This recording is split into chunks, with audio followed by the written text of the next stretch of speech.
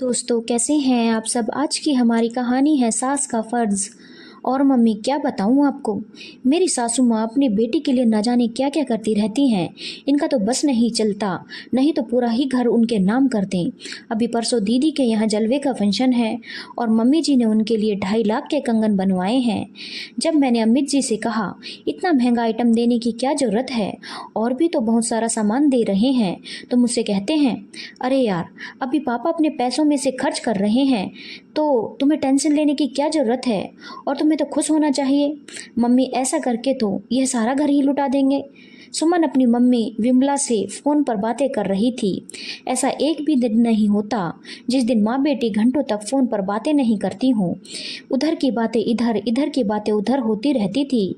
यहाँ तक कि सुमन के घर में आज कौन आया है, क्या सब्जी बनी है, कौन से कपड़े खरीदने गए हैं, या कुछ भी हो रहा है, सब बातें सुमन के मायके तक पहुँच जाती। उधर विमला जी जब तक बेटी को अपने यहाँ की बातें नहीं बता देती उन्हें चैन नहीं पड़ता। सुमन के भाई की शादी को अभी 2 महीने ही हुए थे। सुमन अपनी भाभी से सिर्फ एक बार ही मिल पाई थी, वह भी सिर्फ 2 दिनों के लिए।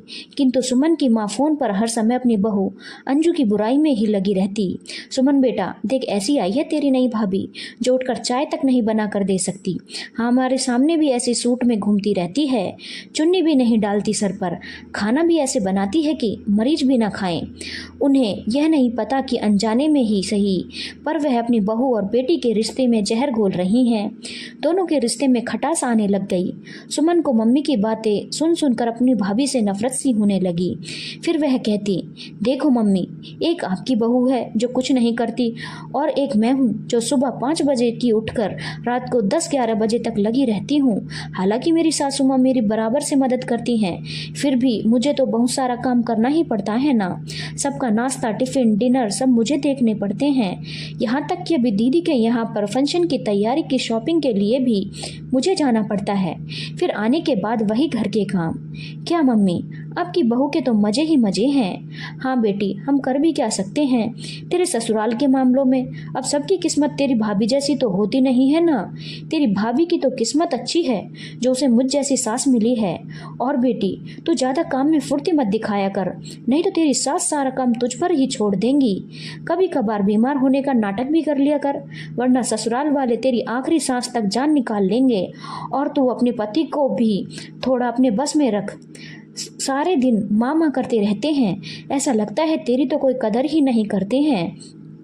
उन्हें जब देखो घर के कामों में ही लगी रहती है। नहीं माँ, ऐसी कोई बात नहीं है। अमित जी तो बहुत अच्छे हैं, मेरी हर बात का ध्यान रखते हैं और मुझे बहुत प्यार करते हैं। यहाँ तक कि मेरे सास ससुर भी मुझे कभी किसी चीज़ के लिए रोकते टोकते नहीं। मेरी सास भी मेरे ऊपर काम की कोई ज़बरदस्ती नहीं करती, और ननद भी बहुत अच्छी है। बेटी सब तेरे सामने दिखावा करते हैं, पीछे से देखना सब कितनी बातें बनाते होंगी। जानती हूँ मैं मुँह पर चिकनी चुपड़ी बातें करते हैं सब। क्या कभी तुझे भी इन्होंने ऐसे कंगन बनवाए हैं? नहीं ना बेटा, इन्हें लगता है जितना हो सकता है अपने सामने बेटी को दे दे। बात का क्या भरोसा, पर तू चिंता मत कर। जब तुम मुझे ऐसी खुशखबरी देगी कि मैं नानी बनने वाली हूँ, तो देखना मैं तुझे डायमंड का हार और जड़ाऊ कंगन दूंगी। अच्छा बेटी, और बता तेरे ससुराल में क्या क्या हो रहा है। 1-2 दिन के लिए मम्मी से मिलने भी आ जाया कर। तू तो वहाँ जाकर जैसे हमको भूल ही गई है। अरे नहीं मम्मी, घर से निकलना ही नहीं हो पाता। अभी देखो ना, आज ही गांव से चाचा चाची जी और उनकी बेटा बेटी आ रहे हैं। सभी को परसों दीदी के यहाँ फंक्शन में जाना है, तो मुझे उन सब की खाने ठहरने की व्यवस्था देखनी है। हाँ बेटी सही कह रही है, मेरी फूल सी बेटी सारा दिन नौकरों की तरह काम करती रहती है। एक हमारे यहाँ देख लो, 9 बजे से पहले तो बहू रानी सोकर नहीं उठती। खैर चल, तू अपने घर का काम देख।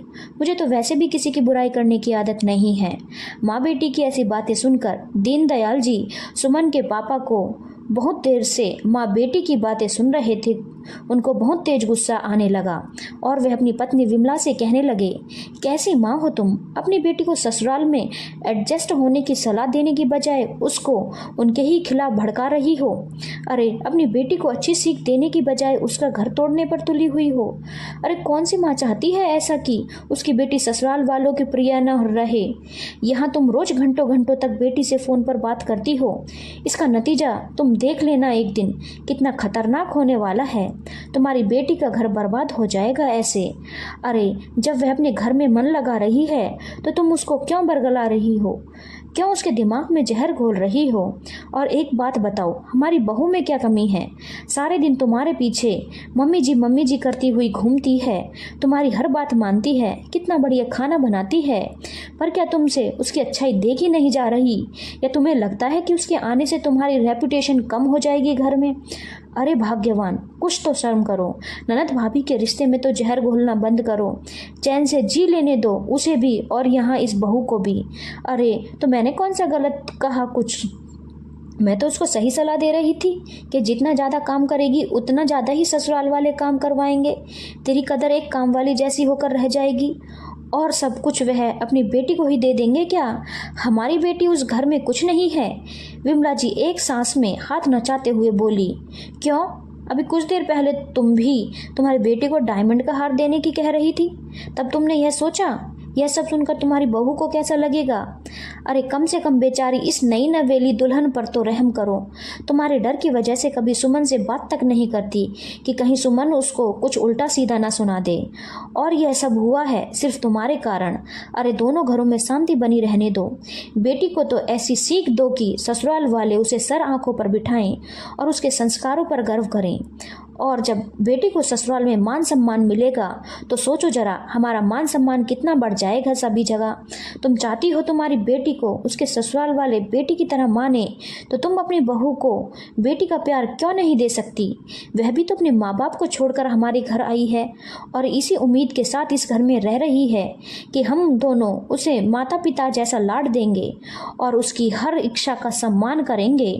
तुम्हारी बेटी अपने पति के साथ पिक्चर जाए देखने और घर का काम ना करे तो अच्छी बात, अगर तुम्हारी बहू अपने पति के साथ 2 पल के लिए कहीं बाहर चली जाए तो तुम्हें इतनी आपत्ति क्यों होती है? उसके भी अभी खेलने खाने के दिन हैं। तो बस मेरी तुमसे एक ही गुजारिश है कि तुम अपनी बेटी को उल्टी सीधी सलाह देना बंद कर दो और घरों में जो प्रेम विश्वास चल रहा है उसे रहने दो। कहीं ऐसा न हो कि इसका परिणाम तुम्हारी बेटी को ही भुगतना पड़ जाए।